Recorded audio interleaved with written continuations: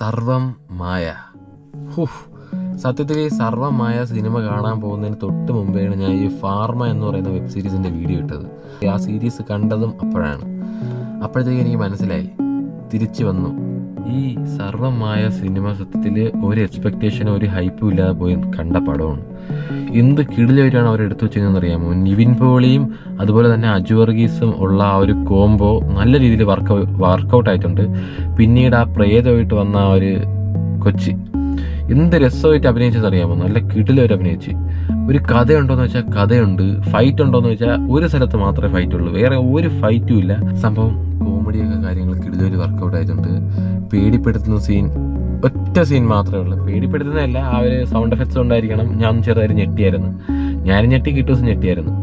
Actually I loved it എന്ന് പറയാം. Actually I loved it that movie.